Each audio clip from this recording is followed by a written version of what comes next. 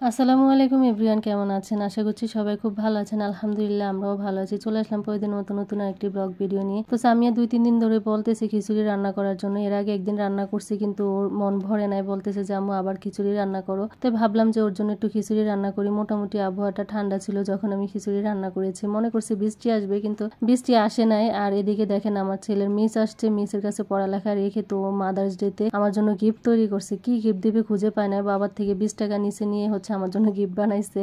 আলহামদুলিল্লাহ, সবাই আমার ছেলের জন্য দোয়া করবেন। আর এদিকে যে মাংসটা ভালো করে কষিয়ে নিচ্ছি, কষাতে দিয়ে এদিকে ওর পাপা আমাদের জন্য পেঁয়াজু পাঠাইছে সন্ধ্যাবেলার নাস্তা। তো সবাই মিলে আগে খেয়ে নিচ্ছি, খেয়েটে আবারও রান্না করে চলে আসলাম। চালটা ভালো করে ভাজি করে নিব, তারপর পানি দিব। আর এদিকে ওদের পড়ালেখার দিকেও খেয়াল রাখতে হচ্ছে। তো সামিরকে চিল্লে চিল্লে সবসময় পড়ানো লাগে, না হলে ইচ্ছাকৃত কখনো পড়তে বসে না। কোনো বাচ্চাই বসে না, ও বসবে কোত্থেকে? যাই হোক, ও তো একটু দুষ্টু। আর এদিকে ওর পাপা চলে আসছে বাজার টাজার নিয়ে, অনেক বাজারই দরকার ছিল। তোর পাপা এগুলা নিয়ে বাসায় চলে আসছে। আর এদিকে আমার খিচুড়ি রান্না করাও শেষ হয়ে গেছে। এখন সামিরের অনেক খিদা লাগছে, মানে খিচুড়ি রান্না, মাংসের কোনো জিনিস দেখলে ওর খিদা তাড়াতাড়ি লেগে যায়। তাই ওদের জন্য বাড়ছে, আমার জন্য বেড়ে নিছি। ওর পাপা খিচুড়ি খাবে না, উনি ভাত খাবে। উনি তো খিচুড়ি বিরিয়ানি কিছুই পছন্দ করে না, তাই ওনার জন্য আলাদা করে আবার রান্না করা লাগে। এদিকে ভাবি ভর্তা বানায় পাঠাইছিল 2-3 দিন আগে, তো ওই ভর্তাও ছিল, তো আমি ভর্তা দিয়ে খেয়ে নিচ্ছি। ভাবিকে অনেক অনেক ধন্যবাদ, ভাবি এত রকমের ভর্তা বানায় পাঠাইছে। আসলে আমি বানাইলে তো একরকম 2 রকম বানাইতাম, এত পদের ভর্তা বানাইতাম না। যাই হোক, ভাবিকে অনেক অনেক ধন্যবাদ। আর এদিকে ওর পাপা রাত্রে খেতে বসে গেছে, আর ওনাকে